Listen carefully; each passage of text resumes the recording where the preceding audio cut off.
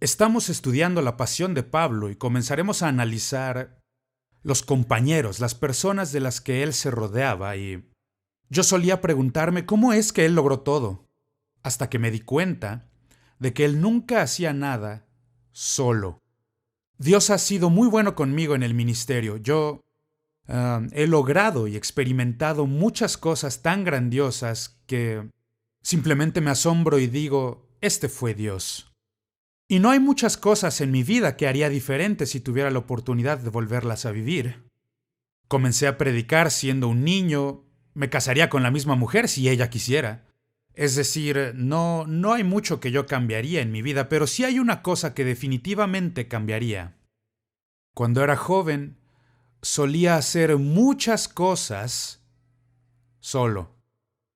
Alguna vez escuché esta expresión y de hecho es un proverbio ruso. Si quieres ir rápido, ve solo. Si quieres llegar lejos, lleva a alguien contigo. Esas son palabras sabias, muy sabias. Y siendo joven, yo iba rápido, rápido, rápido, tan rápido como pudiera ir. Y un buen día me di cuenta de que el apóstol Pablo había logrado muchas más cosas que yo. ¿Cómo es que lo hacía? El secreto del apóstol Pablo es que él nunca hacía nada solo. Quiero leer del libro de Hechos, capítulo 6, versículos del 1 al 5. En aquellos días, como creciera el número de los discípulos, hubo murmuración de los griegos contra los hebreos.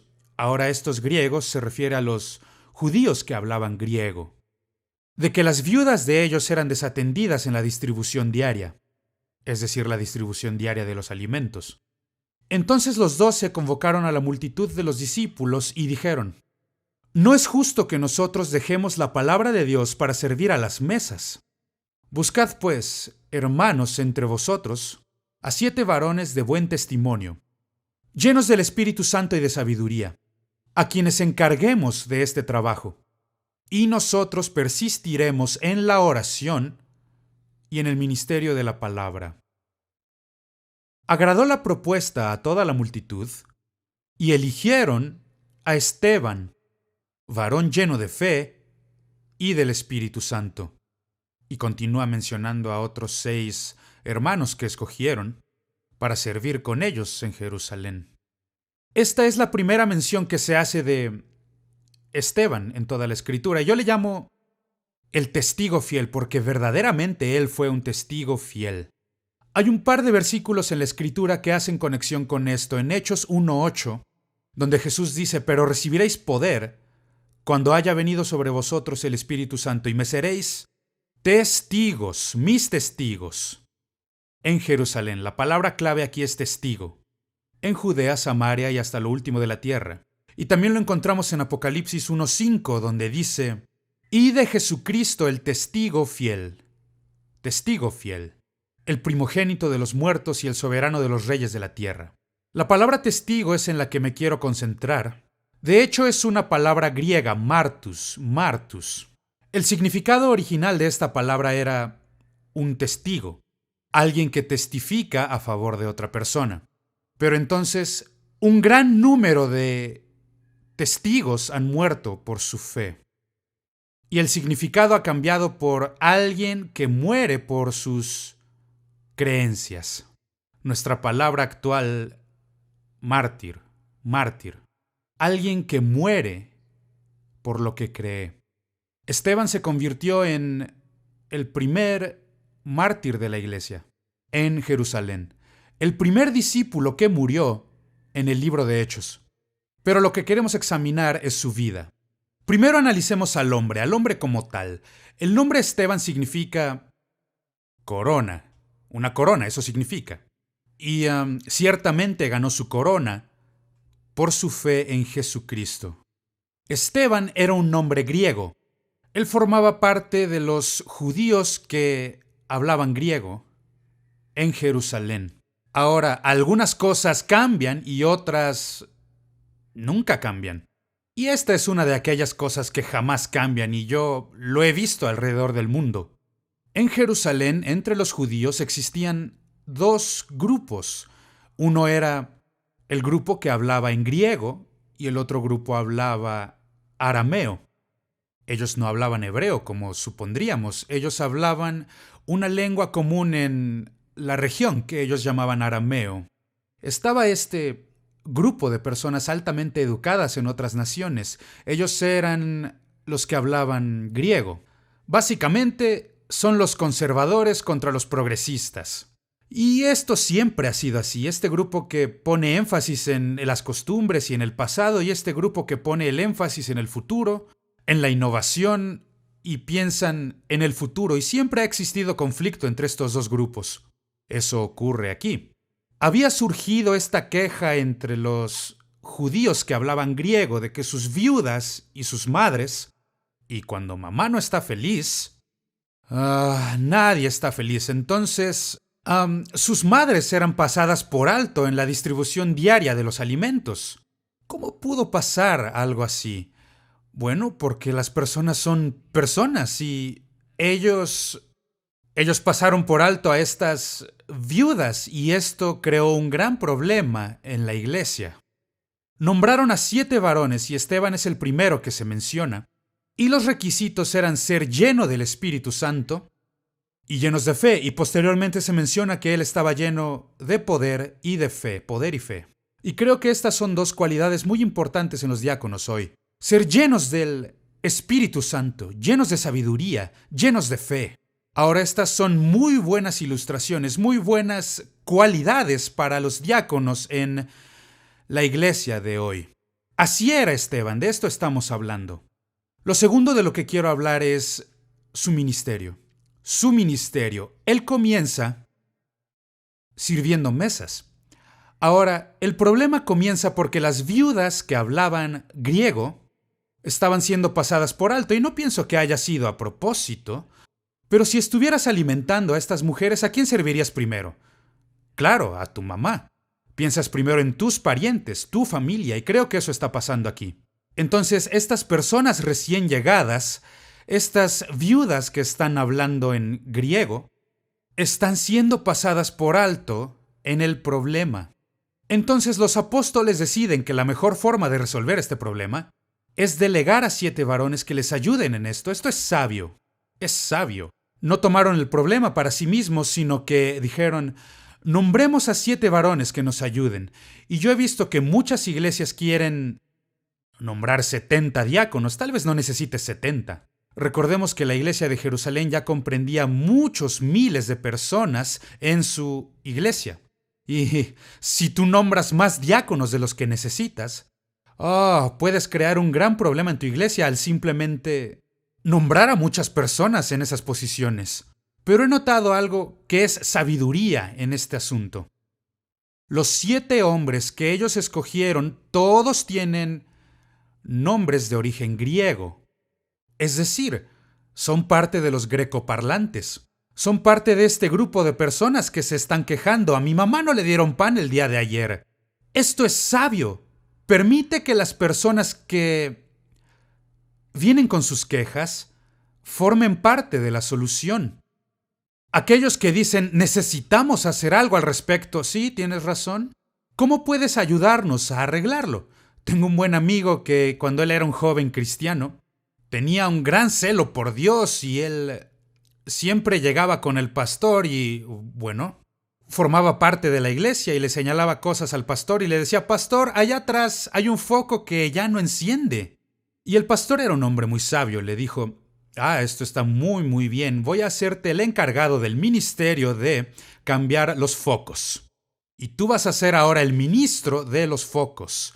Ahora, ahí atrás tenemos una bodega y hay focos, ¿podrías cambiarlo, por favor? Y mi amigo dice: cada problema que yo le señalo al pastor, él crea un nuevo ministerio para mí, para que yo le ayude a resolverlo. Esto es sabio, esto es sabiduría y es lo que ellos hacen. Están nombrando a hombres que hablan griego y dicen: queremos que nos ayuden a resolver este problema. Esto es sabiduría. Al escoger a estos hombres, los apóstoles podían concentrarse en lo que debían, en la oración y la palabra de Dios. Ahora, yo he visto en muchas iglesias, pensamos que el pastor es el conserje. Ahora, no hablo de cuando una iglesia recién comienza. Cuando esto pasa, Tienes que hacer lo que es necesario. Es como cuando los bebés nacen en la familia. Debes hacerlo todo por el bebé. Tienes que alimentar al bebé, tienes que bañar al bebé y tienes que cambiar al bebé. Tienes que hacerlo todo por el bebé. Pero si el bebé ya tiene 15 años y aún no sabe cómo cepillarse los dientes, alguien cometió un gran error. Alguien ha fallado mucho. Entonces, permíteles, enséñales a formar parte del ministerio, para que puedas mantenerte enfocado en lo que Dios te ha llamado a hacer. Los pastores deben ser proveedores. Es lo que los pastores son. Guían a las ovejas. Guían a las ovejas en todo tiempo para que puedan comer y puedan beber. Los apóstoles toman una muy buena decisión. Esteban comienza su ministerio sirviendo pan. Esto no parece ser algo importante. Parece ser algo muy banal, algo muy ordinario. Cualquiera puede hacerlo. No, no, no. Esteban está lleno del Espíritu Santo y de poder y de sabiduría, y él está lleno de fe y está sirviendo pan. Pero él no va a quedarse ahí por mucho tiempo. Y tú tampoco lo estarás. Si en verdad estás lleno de fe, si estás lleno del Espíritu Santo, Dios comenzará a elevarte. Entonces él comienza sirviendo pan, pero pronto se convertirá en predicador. Se convierte en lo que llamamos el diácono predicador. Él es un diácono, pero también es un predicador de la palabra de Dios. Lo tercero de lo que quiero hablar es su mensaje. Mensaje. Yo he predicado muchos mensajes, pero ninguno como este. He predicado mensajes que hacen enojar a la gente. La gente se enoja tanto que comienzan a maldecirme. He predicado mensajes que les hacen sacarme la lengua a veces. Yo he predicado así, pero nunca como Esteban lo hizo. Nunca he hecho enojar tanto a la gente como para que ya no hablen, que les hace apretar los dientes como si fueran unos perros rabiosos que están atravesando una gran ira, en otras palabras. ¡Qué predicador! Veamos este mensaje. Esta fe atrevida que él tiene le pone en conflicto, le confronta contra los líderes judíos. A ellos no les agradaba su mensaje sobre Jesús y la resurrección, porque esto implicaba que ellos eran los que le habían sentenciado a muerte, ellos le habían matado, ellos, y ahora él está predicando que Jesús es el Mesías. Esto implica que nosotros matamos a nuestro Mesías. Y es obvio, ellos no iban a estar contentos con su mensaje. Y él está acaparando mucha atención porque Dios estaba obrando grandes milagros a través de su ministerio. La Biblia les llama señales y prodigios. Señales y prodigios, ¿qué significa? Una señal es algo que siempre te está dando una dirección. Y estas señales estaban apuntando a la resurrección de entre los muertos de Cristo Jesús. ¿Cómo sabemos que Jesús está vivo? Porque él oró por un hombre ciego y ahora ya puede ver. ¿Cómo sabemos? Y posteriormente comienza a obrar prodigios. ¿Qué son prodigios? Un prodigio es algo asombroso que te hace pensar sobre las cosas. Y tú comienzas a hablar de él, no puedes explicarlo. Este tuvo que haber sido Dios. Entonces, el ministerio de Esteban está siendo un punto de atención para todos. Todos en Jerusalén están hablando sobre este diácono predicador, Esteban.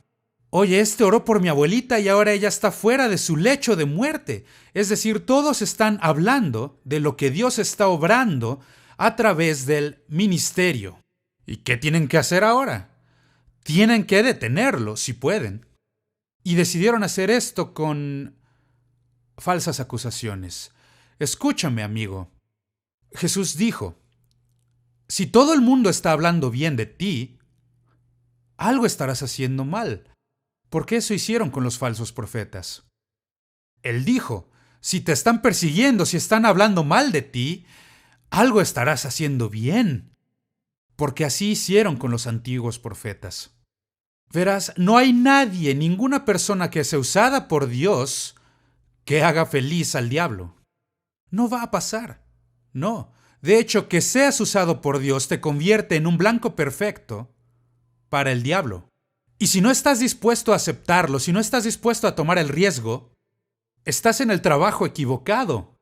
El ministerio va a confrontarte, a ponerte en conflicto con el diablo. Entonces ellos le acusan falsamente, y debo hacer énfasis, esto no es verdad. Él no está blasfemando contra Dios, él no está blasfemando contra Moisés, él no está blasfemando contra el templo. Estas son las acusaciones que hacen en su contra. Era mentira, no era verdad.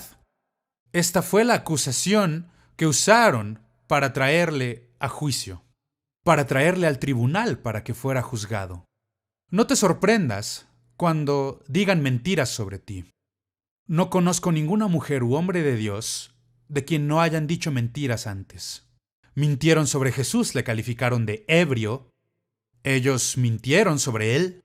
Ellos dijeron toda clase de cosas, que era hijo ilegítimo. Siempre mentían sobre él. Dijeron que un soldado romano era su verdadero padre. Decían mentiras sobre él. Y si mintieron sobre Jesús, mentirán sobre ti. Eso están haciendo con Esteban. Ahora, Esteban no salió a defenderse. Y quiero advertirte aquí. Si tú te defiendes, Dios no podrá defenderte. No asumas ese rol. Permítele a Dios ser tu defensor. Esteban no se defiende a sí mismo. En vez de hacer esto, él escoge predicar un mensaje acerca de Moisés y el templo. Moisés y el templo de Dios.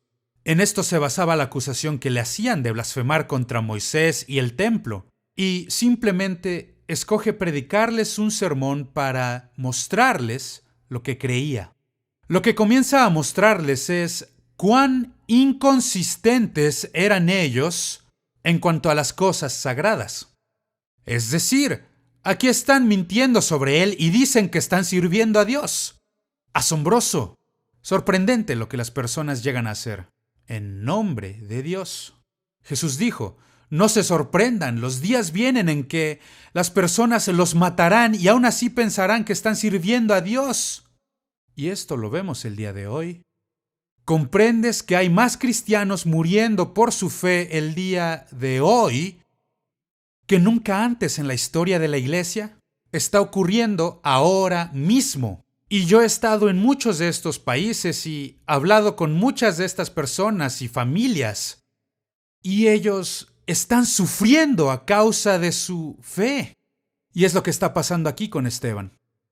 Cuando él comenzó a señalar las inconsistencias, se volvió fuerte. Utilizó las mismas palabras que usó Jesús. Él les llamó hipócritas. Y al escucharlo, ellos explotaron en ira violenta. Les llamó hipócritas. Y ellos se airaron mucho. La Biblia dice que ellos estaban apretando los dientes, no podían ni hablar por lo enojados que estaban. Están tan enojados como un perro rabioso apretando los dientes y lo apedrearon a muerte. Vaya, como dije, he predicado muchos sermones, pero nunca he predicado uno así. Y este hombre es el diácono predicador. Ahora hablemos sobre la cuarta área, y quiero enfocarme en esto, en su martirio. Él es el primer testigo cristiano que murió en Jerusalén a causa de su fe. Esta persecución había crecido. La intensidad de esta persecución se está poniendo difícil, al punto en que algo va a pasar, algo está a punto de estallar, algo va a ocurrir. Y es uno de los problemas de la ira. El enojo se acumula dentro de ti. El dolor se acumula dentro de ti hasta que explotas. Hace ya muchos años yo tuve unos problemas renales y recuerdo que la enfermera me dijo, no vayas a esperar hasta el punto en que el dolor sea insoportable. Cuando el dolor comience a acumularse, llámenos y nosotros le daremos algo para el dolor, porque si espera que se acumule, comienza a crecer y a crecer hasta el punto en que es muy difícil reducirlo a niveles que podamos manejar. Verás, cuando hay personas enojadas, ellos lastiman a los demás. Y sigue creciendo y creciendo hasta que llegará a explotar. Pasó con Esteban. Estas personas llenas de ira arrastraron a Esteban y lo llevaron fuera de la ciudad. En rastras lo sacaron de la ciudad y comenzaron a apedrearlo a muerte. Yo solía preguntarme por qué lo apedrearon hasta que yo visité Israel. Si algún día vas a Israel, esa pregunta será respondida para siempre en tu mente. Porque yo nunca he visto tantas rocas en toda mi vida. Hay rocas, rocas, rocas por todas partes. Yo solía preguntarme por qué Moisés habrá enterrado al egipcio en la arena. Y cuando vas a Egipto ya te enteras. 90% de Egipto es arena y por supuesto que lo enterró en la arena. Y lo mismo pasa con las rocas. Hay rocas por doquier. Entonces estos hombres comienzan a juntar piedras y las arrojan hacia Esteban, matándolo de esta manera. Esa era su meta y se volvió el primer mártir. Hay unas preguntas que quiero hacer en relación a todo esto. La primera pregunta es, ¿por qué Dios permitiría que uno de sus mejores obreros muriera? Se menciona a Esteban en el capítulo 6 como una persona que es excepcional. De hecho, el capítulo 7 de Hechos es su sermón. Este es el sermón más largo que se tiene registrado en los Hechos. ¿Por qué permitiría Dios que uno de sus mejores siervos muriera? Buena pregunta, buena pregunta. Esto demuestra mi carnalidad, pero yo me he hecho esta pregunta muchas veces en el pasado. Tengo muchos amigos predicadores y ellos eran unas máquinas de predicar, verdaderos hombres de Dios y servían poderosamente en el reino de Dios, pero aún así ellos morían en accidentes de avión o accidentes de auto. Y yo pienso, oh Dios, ¿por qué ellos? ¿Por qué no alguien más? ¿Sabes? Y me ponía a pensar en alguien más que, bueno, pues no era efectivo. Bueno, ¿será porque Dios aún tiene algo especial para la vida de alguien más? Yo no tengo todas las respuestas. ¿Por qué Dios permitiría que uno de los mejores siervos muriera? Cuando me pongo a mirar la vida de Esteban, me doy cuenta de que lo primero es que la iglesia había olvidado la gran comisión. De hecho, cuando estudias el libro de Hechos, descubrirás que la iglesia de Jerusalén nunca fue una iglesia misionera. La iglesia de Jerusalén nunca capturó la visión misionera. Fue la iglesia de Antioquía la que lo hizo. Entonces, en el libro de Hechos, cuando llegamos al capítulo 11 del libro de los Hechos, el énfasis cambia de Jerusalén a Antioquía. Y para el capítulo 13 del libro de los Hechos, Antioquía se convierte en la iglesia líder del libro de Hechos, porque ellos fueron la iglesia misionera. Jerusalén nunca abrazó esta visión. Vaya, yo en verdad tengo que reconocer que la iglesia de Jerusalén era una gran iglesia. De hecho, tenían a los apóstoles. Ellos querían mantener a los apóstoles en lugar de enviarlos como hicieron con Pablo y con Bernabé. Querían mantenerlos allí. En Antioquía enviaban lo mejor que tenían, pero allá en Jerusalén querían mantenerlos. Tenemos a los 12 apóstoles aquí. Decían, somos la primera iglesia. Y este es un lugar especial. Quiero decirte, amigo, a menos que tengamos la visión de Dios y estemos cumpliendo con la gran comisión, no tenemos ningún propósito para estar aquí. ¿Cuál es la razón para que estemos aquí a menos que cumplamos con la gran comisión? Pero la iglesia en Jerusalén ya habían llenado Jerusalén con su doctrina. Veamos en Hechos 5:28, dice, están hablando aquí los enemigos de la iglesia y dicen, ¿no os mandamos estrictamente que no enseñaseis en ese nombre, el nombre de Jesús? Y ahora habéis llenado a Jerusalén de vuestra doctrina. Y quieren culparnos por la sangre de ese hombre. Son los enemigos de la iglesia los que están hablando aquí, no son los apóstoles, los enemigos. Y ellos dicen, han llenado Jerusalén. Si llenaron Jerusalén, ¿por qué no llevarlo al siguiente nivel? ¿Recuerda lo que dijo Jesús? Me seréis testigos, ¿dónde? En Jerusalén, y en Judea, y en Samaria, y hasta lo último de la tierra. Pero nunca abrazaron la gran comisión, y nunca pudieron concentrarse en esto. Ya era hora de que ellos comenzaran a cumplir la gran comisión. Y estaban fallando en hacerlo. Se habían quedado en la comodidad de Jerusalén, con sus 12 apóstoles, con la iglesia en Jerusalén, se habían asentado para vivir la vida cristiana. Escúchame, amigo, por favor escúchame. He predicado en cientos y cientos de iglesias. Muchas de ellas no comprenden su propósito para estar aquí. Nuestro gran y único propósito es llevarnos a alguien al cielo con nosotros. ¿Para qué más estamos aquí? Vamos al cielo, el cielo es mucho mejor que esto. No se puede amenazar con el cielo. Es mucho mejor que esto. ¿Para qué queremos quedarnos? Hay mucha comodidad en esta vida. Se vuelven justo como el mundo que les rodea.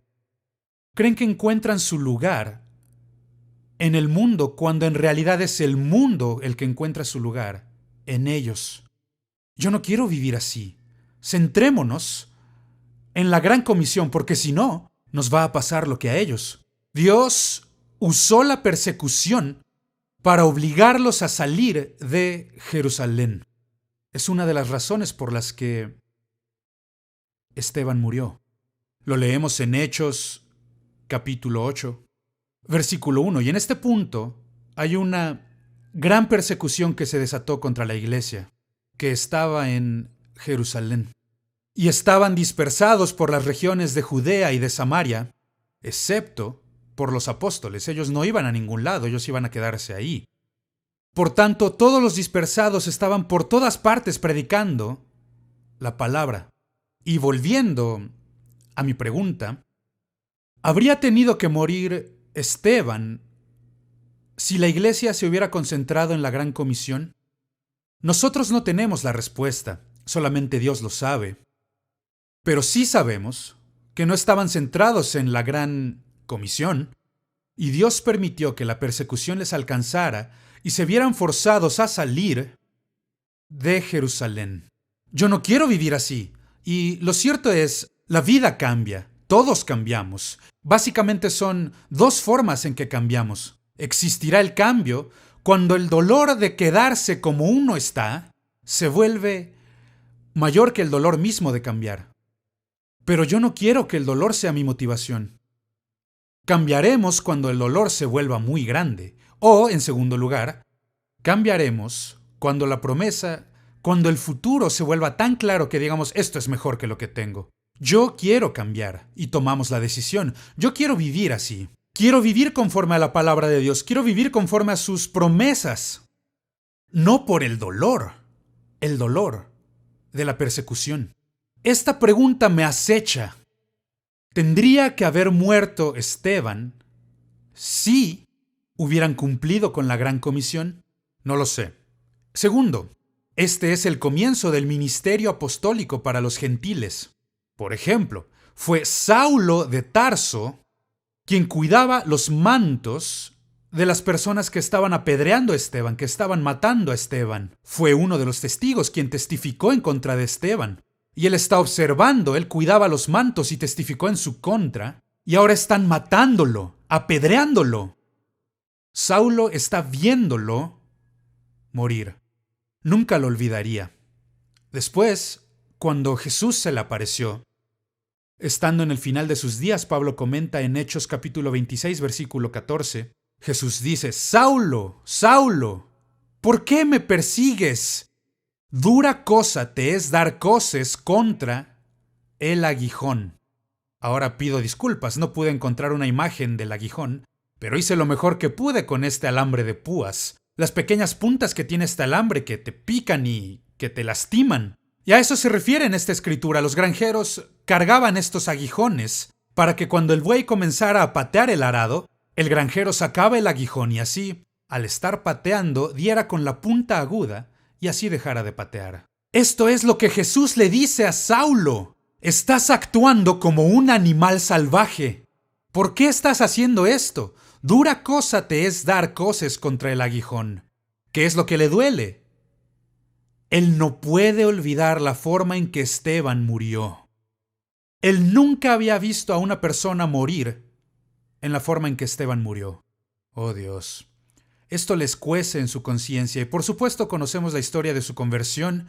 Luego, Saulo de Tarso se convirtió en el gran apóstol Pablo, aquel de quien hemos estado hablando y de las personas que le rodeaban. Y esta es una de las razones por las que quiero incluir a Esteban en su vida. Es porque Dios usó a Esteban para traer a Saulo de Tarso a la cruz, traerlo a Cristo. Está bien dicho que la muerte de los santos, los mártires, es el semillero de la iglesia. ¿Por qué es cierto? ¿Por qué es la muerte de los santos el semillero de la iglesia? Porque no puedes olvidar cómo murieron. Tercer punto, la muerte de Esteban sirvió para recordar que esta vida es solamente temporal. Y algún día todos nosotros enfrentaremos la eternidad. Todos. Yo estoy acumulando años, ustedes son jóvenes. Pero la verdad es que ninguno de nosotros sabemos si mañana despertaremos. La vida es temporal. He vivido lo suficiente y predicado en tantos funerales que sé que hacen féretros de todos los tamaños. ¿Por qué? Esta vida es temporal. Y eso es lo que Esteban pudo comprender.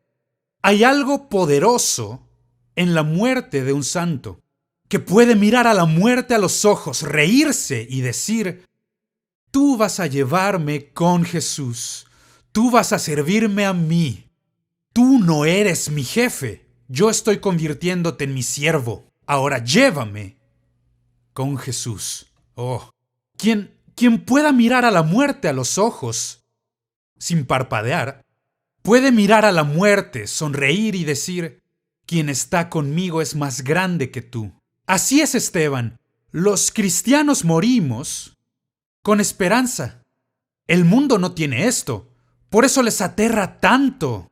Me viene a la mente la mucama que estuvo cuidando a Voltaire en su lecho de muerte. Ya sabes, Voltaire, el famoso ateo. Y ella dijo: nunca más, ni por toda la riqueza de Europa, quiero volver a ver a un ateo morir. ¿Por qué? Porque mueren sin esperanza, por eso. Mueren como las bestias del campo. No hay esperanza para ellos, pero para los creyentes, gracias a Dios. Esteban ganó su corona. Ganó su corona, obtuvo su corona, la de un mártir. Sé fiel hasta la muerte, nos dijo Jesús, y yo te daré la corona de la vida. Oh, así Esteban, es lo que él hizo. Ahora, debo formular un par de preguntas más. ¿Qué estaba haciendo Jesús cuando Esteban estaba siendo apedreado a muerte? Esteban recibió una visión. De hecho, ¿quieres recibir una visión? Tal vez esta sea la mejor forma. No digo que te apedreen, no, que te apedreen como a Esteban. Esteban pudo ver a Jesús. Él estaba lleno del Espíritu Santo. Aquí están aventándole piedras, pero él está lleno del Espíritu Santo. Alzó su mirada a los cielos y allí pudo ver la gloria de Dios y Jesús de pie a la diestra de Dios. ¿Y esto es algo que Jesús haga normalmente? No, la Biblia es muy clara al respecto. Una y otra vez. Siéntate a mi diestra hasta que ponga a tus enemigos por estrado de tus pies. Una y otra vez leemos sobre Jesús sentado en el trono. ¿Por qué está de pie? Él está de pie recibiendo a uno de sus mejores soldados. Está dándole la bienvenida. Él fue el primer mártir que murió allá en Jerusalén. Y está ahí de pie para recibirlo en casa. Por eso cuando Esteban muere, la Biblia dice que él durmió. En realidad no fueron las piedras las que lo mataron. Jesús le dio la despedida a su espíritu y cuando se despidió de este mundo, le dice hola al reino de Dios. Y Jesús estaba de pie para recibirlo. No se me ocurre una bienvenida más grande al reino de Dios que esta. Jesús de pie para recibirte. Amo estas palabras de Jim Elliot. Jim Elliot, uno de los 5 misioneros asesinados por los indios Aucas. Jim Elliot dijo lo siguiente: no es ningún tonto quien entrega aquello que no puede mantener para ganar aquello que no puede perder. Oh, estas son palabras eternas. Esta vida es temporal. Estamos aquí y luego nos vamos. Se va tan rápidamente. Es como la flor que florece hoy y se marchita mañana. Pero aquellos que hacen la voluntad de Dios vivirán para siempre. Y aún después de muertos siguen hablando. ¿Por qué? Porque ganaron su corona. Son como Esteban, el primer mártir de la iglesia. Esteban, el testigo fiel.